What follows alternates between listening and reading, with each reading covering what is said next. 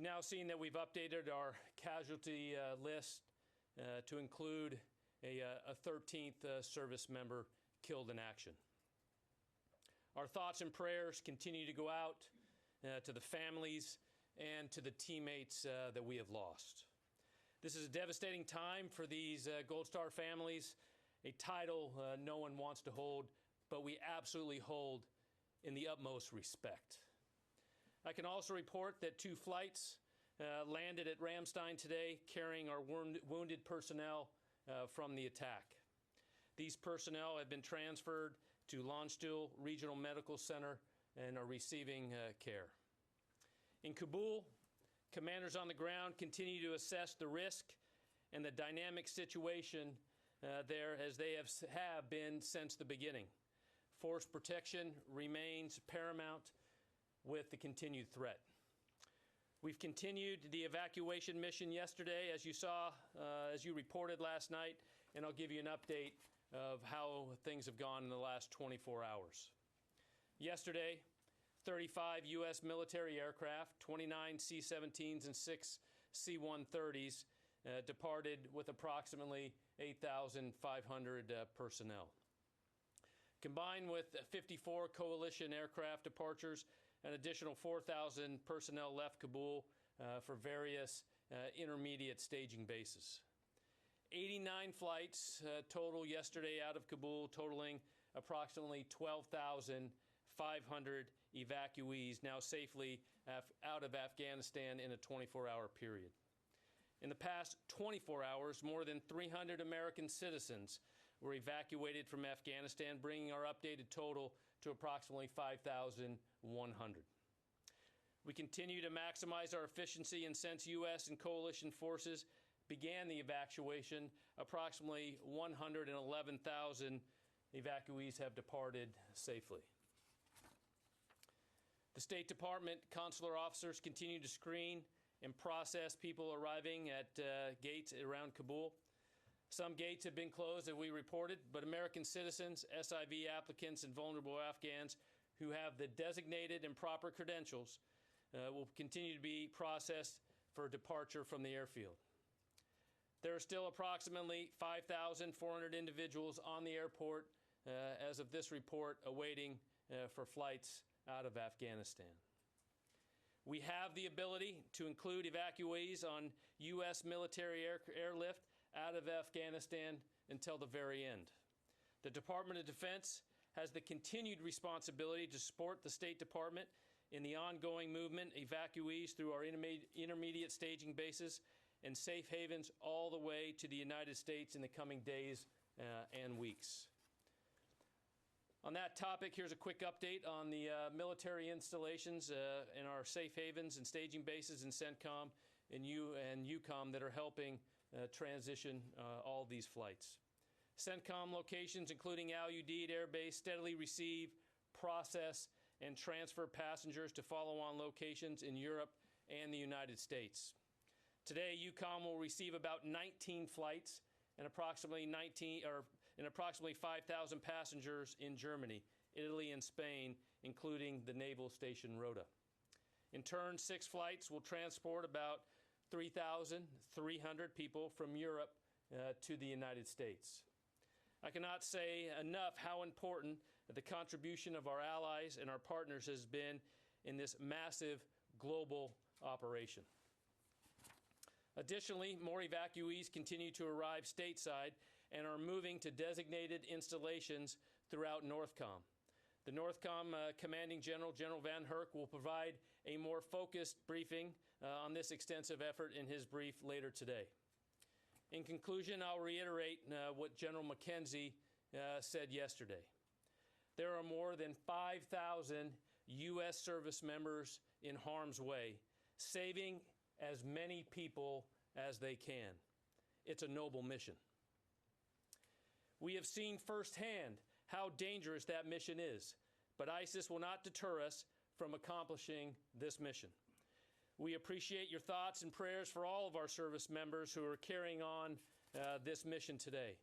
Above all, we remain focused on evacuating American citizens and other personnel designated by the Department of State safeguarding the lives of those whom we are providing assistance and keeping American troops safe. Thank you.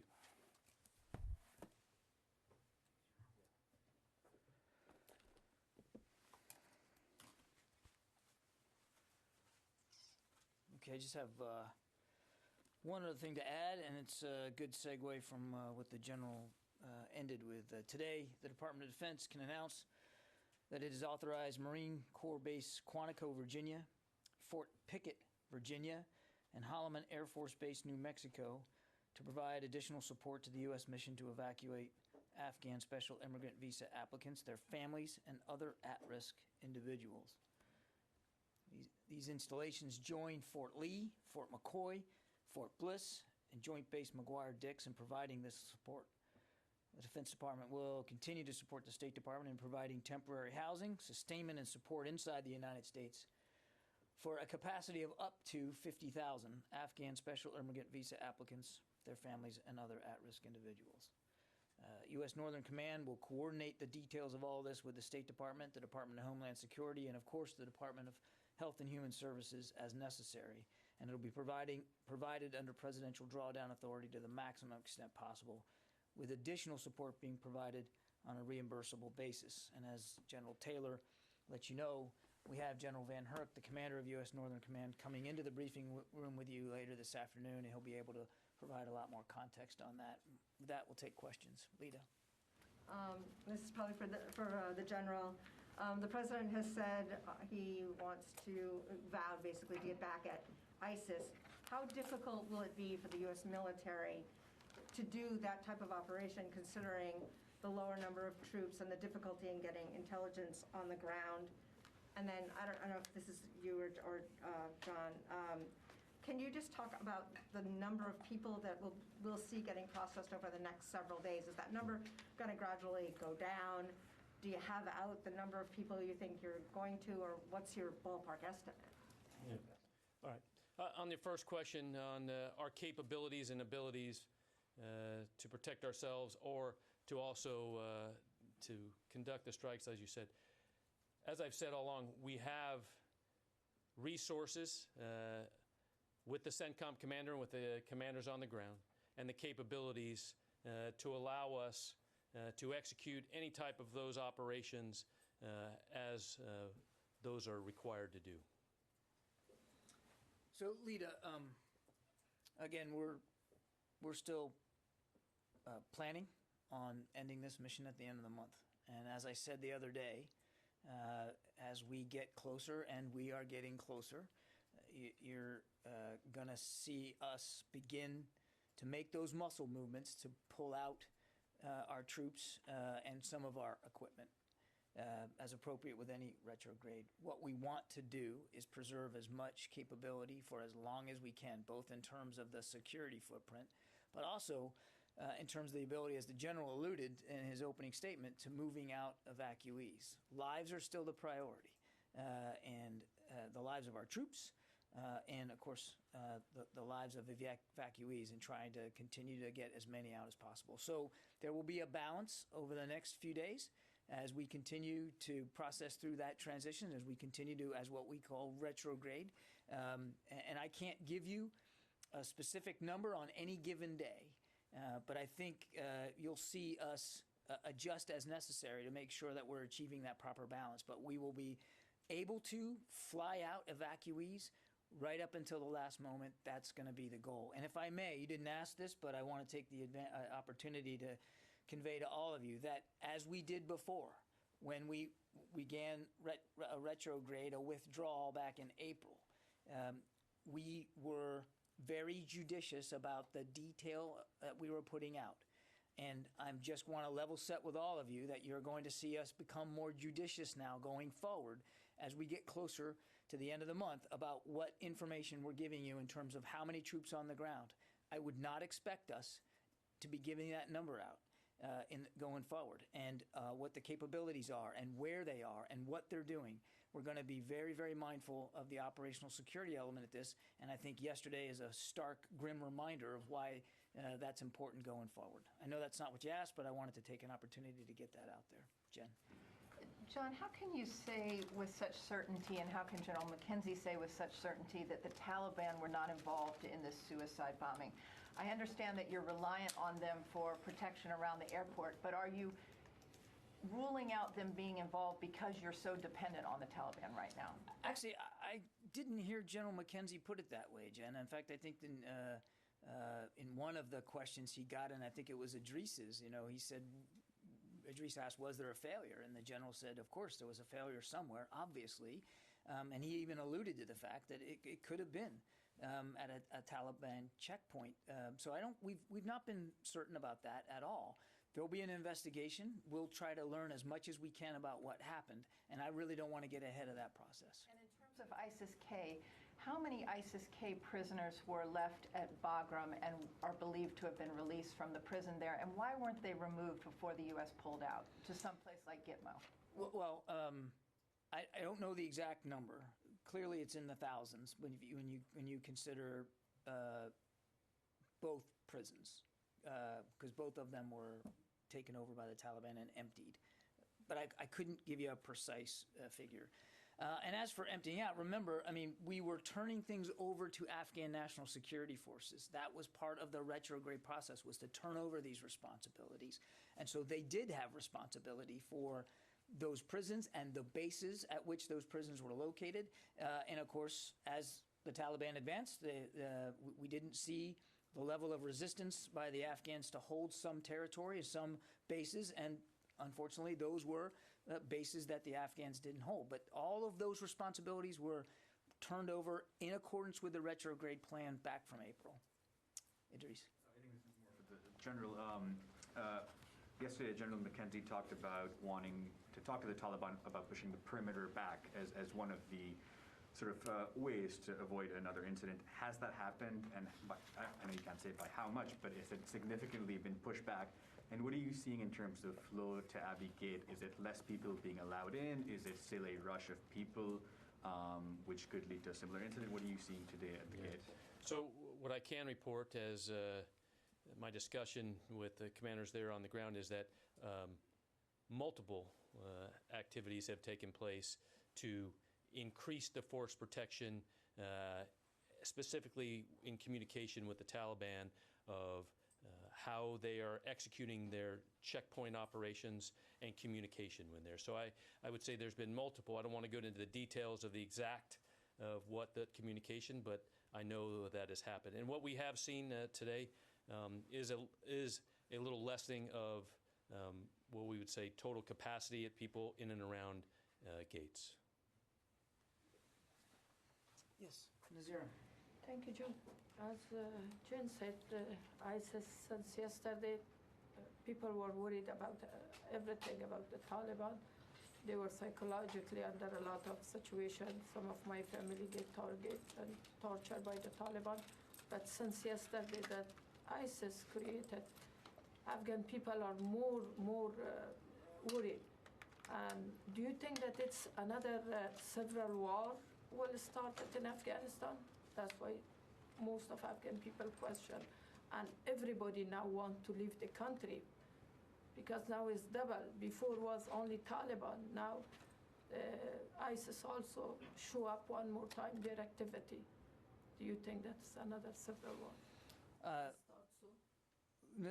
Before I try to answer that question, I do want to take the opportunity on behalf of the Department of Defense to also make sure that we express our condolences for the Afghan people who suffered in yesterday's attack.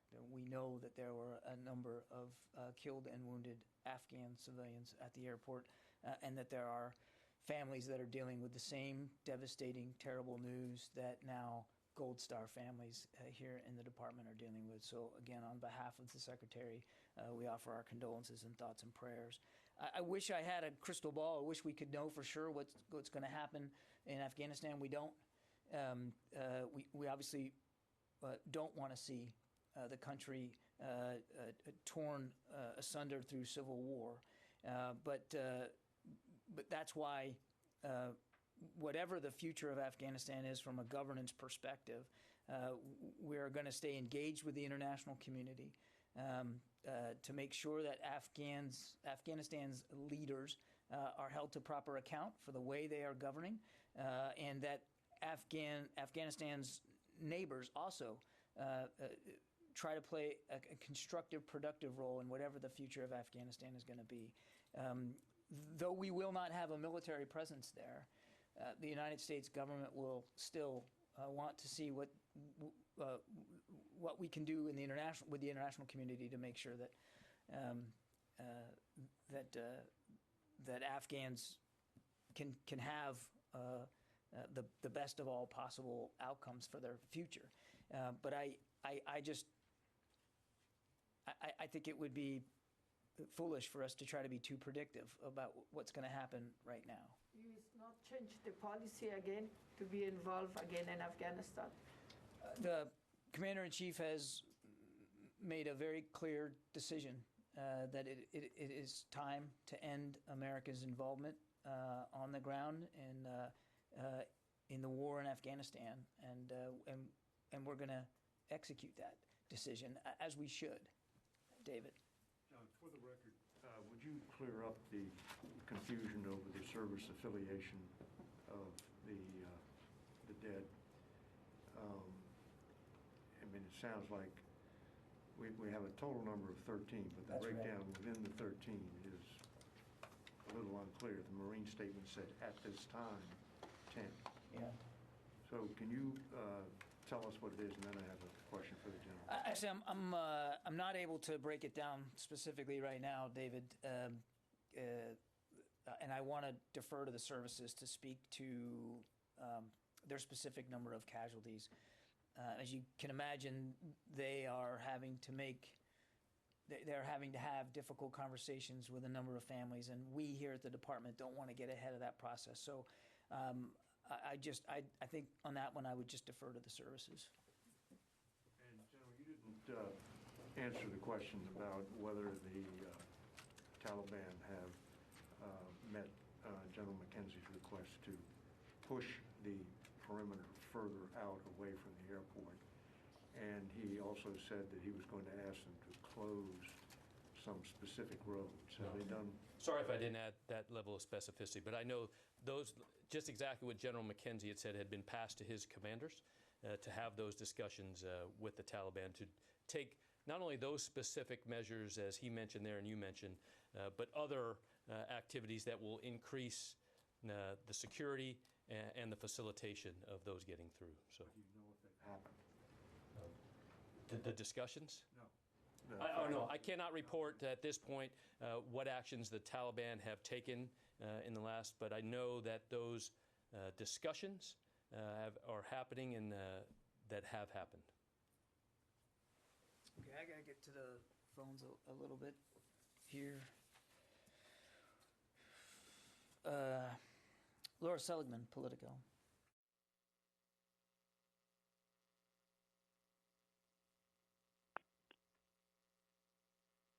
you there, Laura? Okay, we'll come back to you, Laura, if you're not able to pipe in there. Tony? Hi, John. Can you hear me? Sir.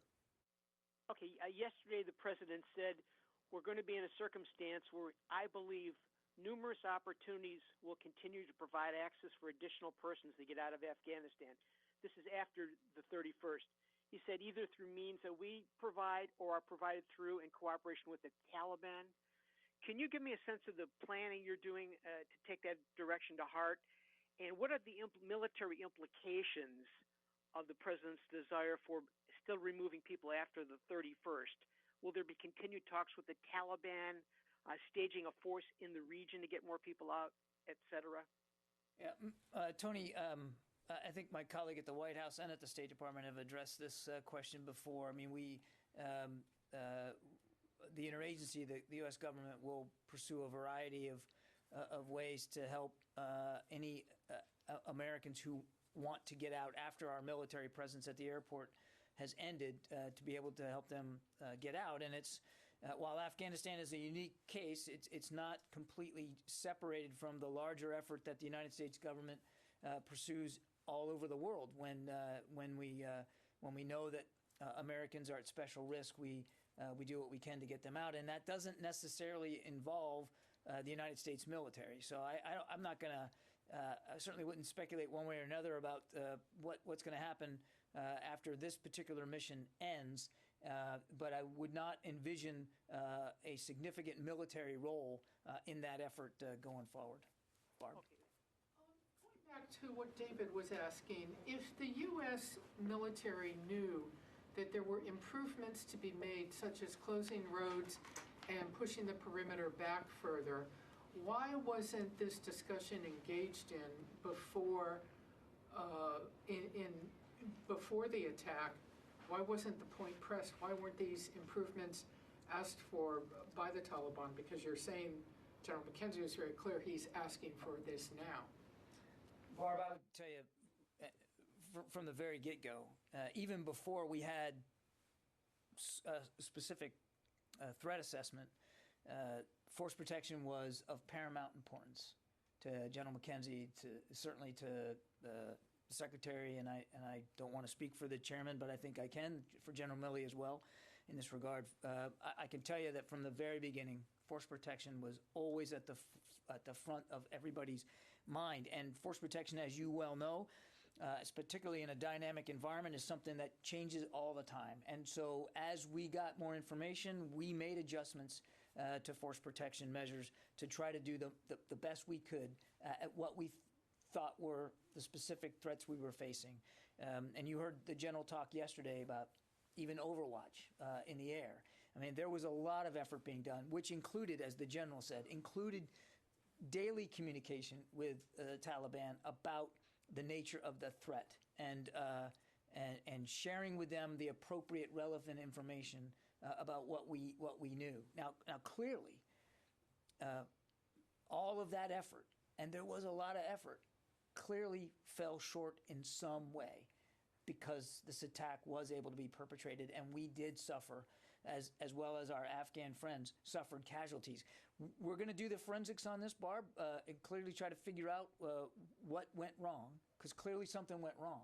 But it would be irresponsible if we didn't act immediately to double down and make sure that we were being as anticipatory as possible, because we still believe there are credible threats.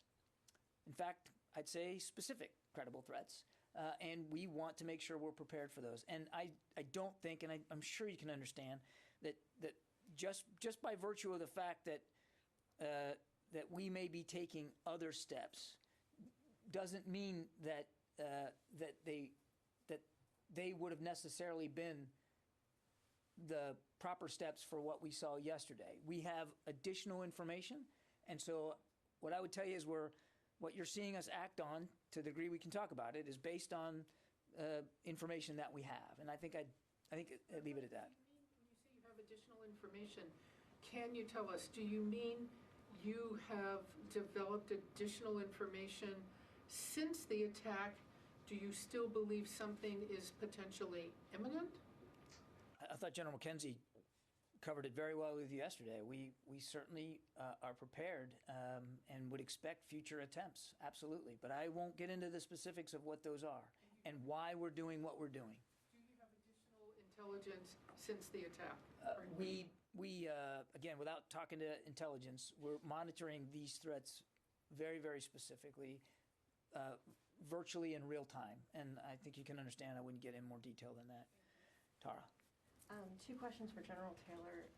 In the wake of the attacks, have the U.S. commanders on the ground had improved communications with Taliban commanders, not only in improving security, but potentially in getting SIV applicants or Afghans through the gates?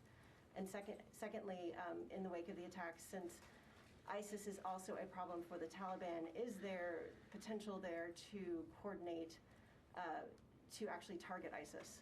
So when we say improve communication, I would answer that with, we are continuing, communication. So improve, I would say every day that is improving because we have more repetitions. We're able to continue to have open lines of communication. So the specificity of what is being passed back and forth tactically to allow for a better security environment, I would say is improving because those repetitions are happening and the understanding of the Taliban of what needs to take place is being reinforced.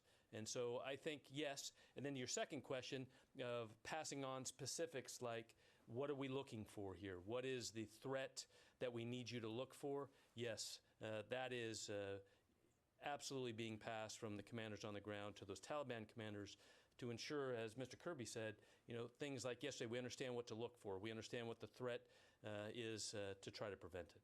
Specifically to target ISIS, though? To those threats, yes, those ISIS threats that could come in. Okay, and then secondly, there was a secondary explosion later yesterday where U.S. forces were doing controlled detonations of equipment. Can you talk about the type of equipment that is being destroyed in the retrograde so you don't have to fly it out, but it doesn't fall into the wrong hands either? Yeah. So the actual specifics of what type of equipment was destroyed, I don't have that. But what we have said is that the commander has the authority there to destroy equipment that they feel is responsible. So as we talked about controlled detonations, I think that was your specific question. That's what we call that, a controlled detonation that could take place if the commander decided to destroy some type of equipment. I'd only add that, as I mentioned earlier, lives are going to be the priority, Tara.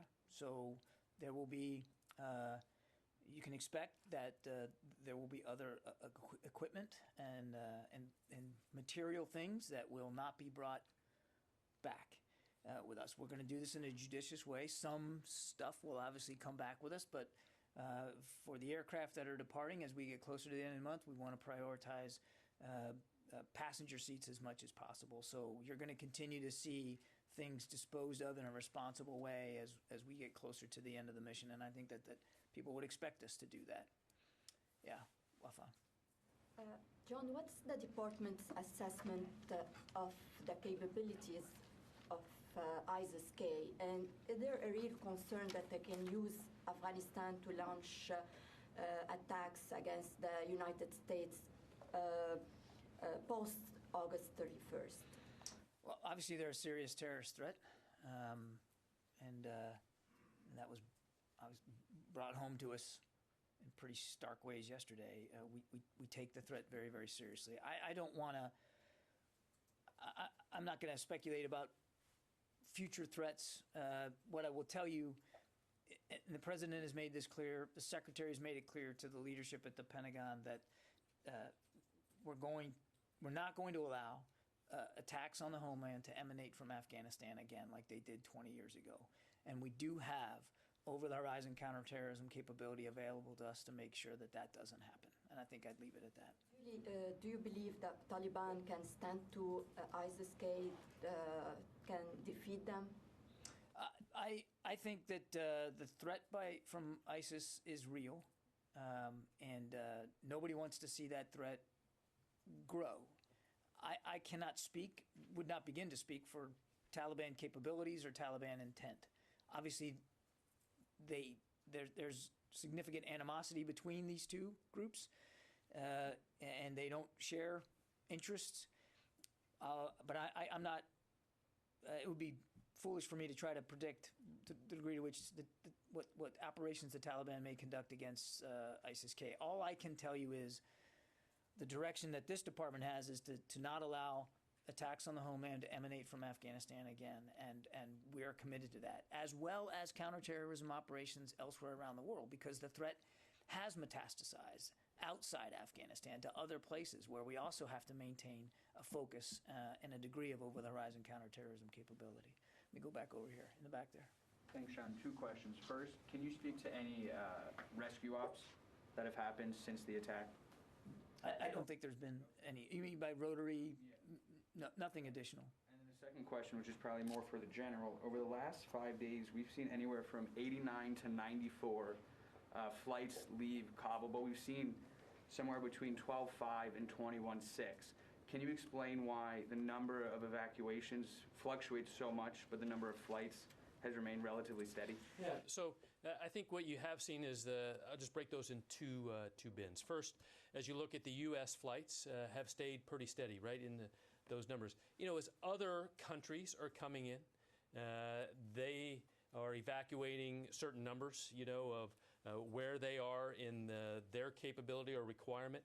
So I think that is where you've seen some of the differences in the outward flow. And I think, you really have to go back to, as my number today, 110,000 total. So, as we started, just under almost, just a few weeks ago at 0 all the way up to 110,000, we would see some of those numbers start to come down. Let me go back to the phone. Sam Legrone. Hey, John. As part of the exit, is it the U.S. Intention to leave a functioning airport with like radars at work, computers at work? What's the obligation for what y'all leave behind?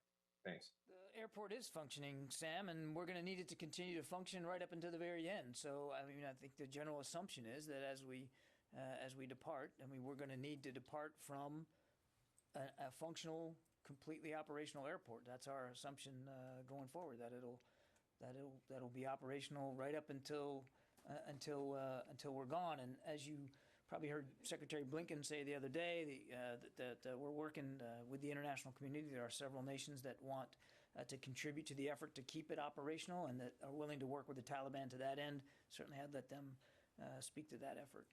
Gordon.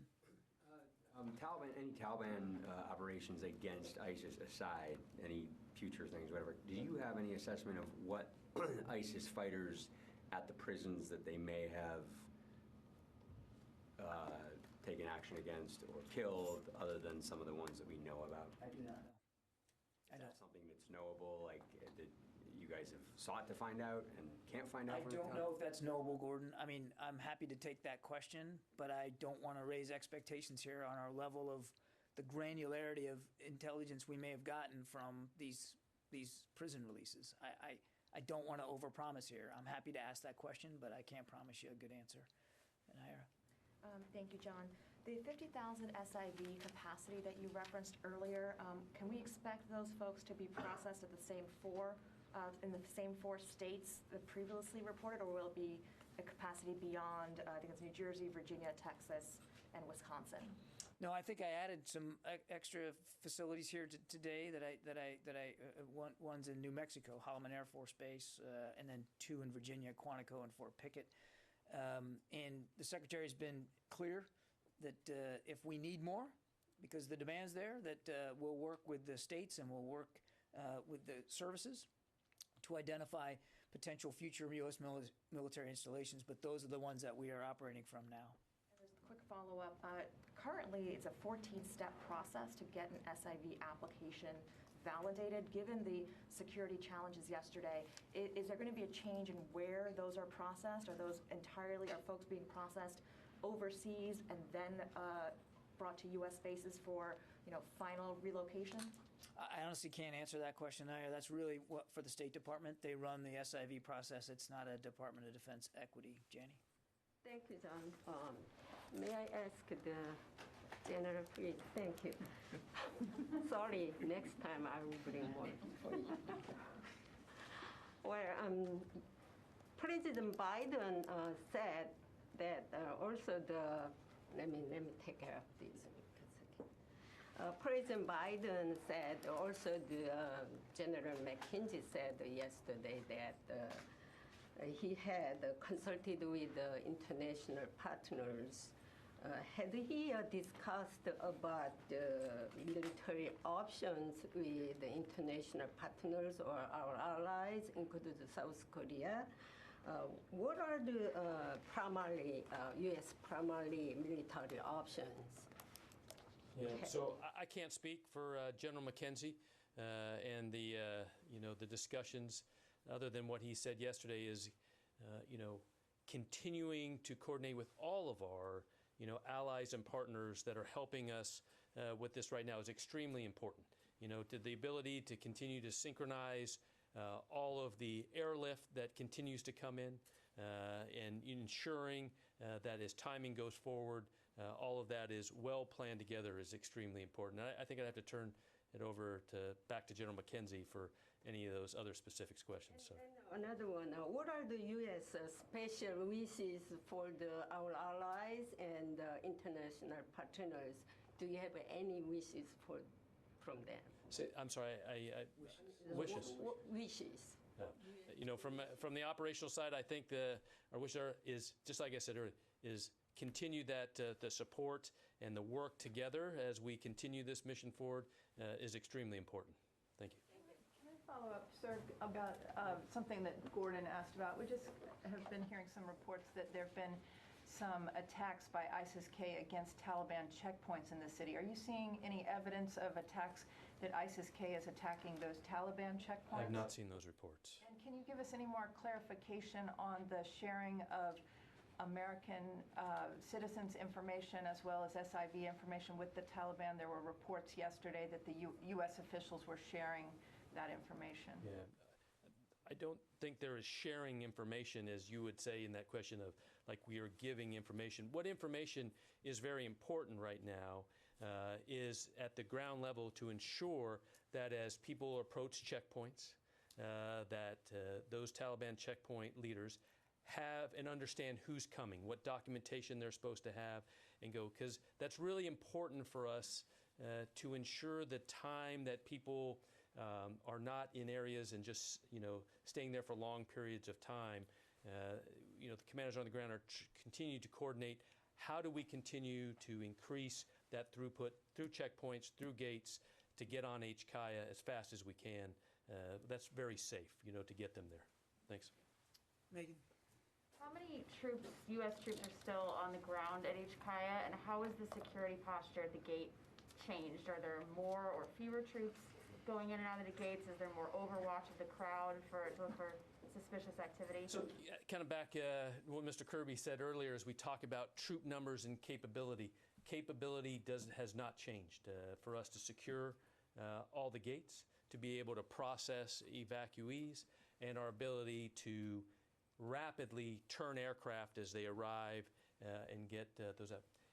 And as we talk about force protection at the gate, I'm not going to get into the specific TTPs that those you know, junior leaders are taking down there, other than we continue to learn every day from the day before, and we work within all the capabilities we have to ensure, one, that we can continue people to come in, but also stay safe.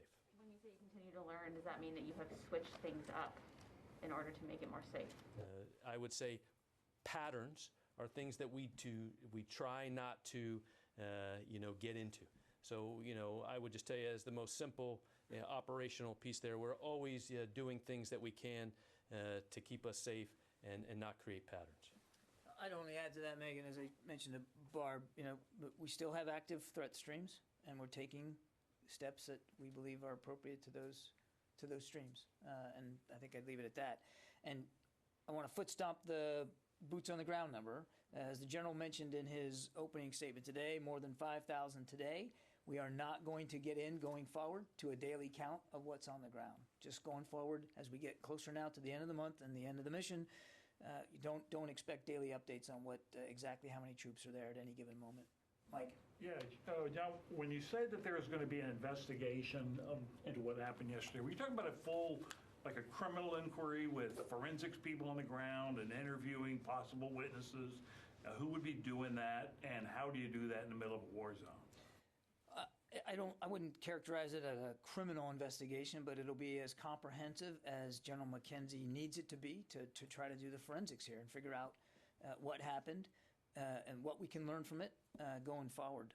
It'll be a very complete, thorough investigation, and I will leave it to General McKenzie to describe for you sort of the architecture of what that's going to be. But it's not like we haven't sadly had to do this before, and we know how to conduct these investigations. Yes, sir, you. Thank you very much, Mr. Kirby. My name is Mushfiqul Fazal. I'm representing News Communication Network, NCN. And is U.S. service members doing incredible job with sacrificing their life. With consideration of that, my question is few strategic.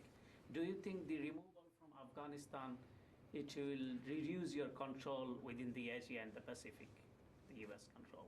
So for you and the general. It's not about U.S. control in the Indo-Pacific. It's about protecting our country from threats and challenges that emanate from that part of the world, and it's about revitalizing our network of alliances and partnerships to help our partners in the international community do the same. That's why the Secretary's first trip was to the region. He just came back from the region. The Vice President just returned literally this morning from the region. We are laser focused on the Indo-Pacific and the security challenges as well as the opportunities that are there. It's not about U.S. control. It's about U.S. partnership. Sylvie, you've been very patient. I know you don't want to speak about the details of the circumstances of the attack, but can you tell us if it was at the gate itself or in the middle of the crowd or at a checkpoint? Was the guy walking or he was in a bus? Can you give us some little details? First, I'll start off with details are continuing to be collected as it goes back to the question about continuing to learn as much as we can. Because as you know, when attack initially starts, you have to fight the fight. Then where we're at right now, ensuring, the respect and dignity of our wounded and those that were killed in action. So, but as we look at the details at approximately, as we saw yesterday at about 17:48 Kabul time, there was what we reported as a suicide-borne vest there that was exploded right at and around the gate. We don't know the exact location, but it was right outside in vicinity of that gate, and then followed by direct fire from an enemy position that is not exactly known. That was outside in what we'd call just north of that gate area also. How many assailants were killed? Was it just a suicide bomber plus the shooter, or how many people, enemy? It just goes back to what I said. Right now, what we know, there was shooters. Don't know the exact number, but one with the suicide vest. Louis, go ahead. Wait, Gordon, we've already got you. Louis, go ahead. Were there any troops killed by that gunfire? Like I said, we're asking, very detailed questions about the fight that will continue to be collected. I can't answer, numbers of that's just, I would say, that could come out, but just knowing the facts, the incredible, devastation that happened there, I think we should just leave it there. Could I just... Hang on just a second. Go ahead. I'm sorry. So my question, kind of following on Lita's earlier. Yesterday, the president said that we will hunt down and basically get revenge on the ISIS attackers yesterday. Can you just explain to the American public who might be wondering, hey, we had 25 troops on the ground. What will that look like if we go into a situation where we're going to go and hunt down these ISIS people? Yeah, I think, as we look at currently, I think I've answered that question of we have, options there right now that we can, ensure the commander has the ability to take action as, those opportunities present themselves. But I'm not going to go into, and try to think about the, how a decision General McKenzie would make in future operations. Louis? Just a quick follow-up on the gunman. Was there more than one gunman, and was that gunman killed or whatever? Like I said, those information is still coming in. I would say what we do know, absolute fact, there was a suicide-borne IED right there, and gunfire. That's for sure that we know. My other question was going to be this. You have 31 American casualties overall. That's a significant number at one location. I mean, how can we explain why were they concentrated in one area? Was there a shift change underway? I mean, how is it, or were they spread apart in one line and that's just how the blast was? Yeah. use a line. This answer is not going to be, rewarding to you, but it goes back to, the commander will figure all those out at the due time, right? And those are the questions that I think are very appropriate, and people, will want to know this. But right now, what I can tell you is the commander's continuing to execute the mission, make sure that, other forces in there can continue there, and ensure that those information, as I think a couple of the questions we answered earlier, will come at the proper time. Therese? Yes, actually for General Taylor. I know it's been said numerous times that the focus of the mission is to get evacuees and Americans out as quickly as possible. But for those that were injured during the attack yesterday and taken to the local hospital, has there been any talks about setting up security for those individuals? I'm hearing reports on the ground that there are concerns that ISIS may attack that hospital. So are there any talks to possibly help keep those Afghan civilians, safe from a potential attack? And then once they are well enough to travel, how will they get to the U.S. as well? You're talking about Afghans that were injured in the attack. First of all, what I can report is that there were some Afghans there that were part of that were treated by U.S. and other forces immediately there. I'm not fully aware of the reports of on the hospitals in Kabul, because I do know that there were Afghans taken to multiple locations in Kabul. Okay, we have time for just a couple more. Yes, ma'am. Mr. Kirby, you said that lives are the priority. So my question is pretty straightforward. Should the U.S.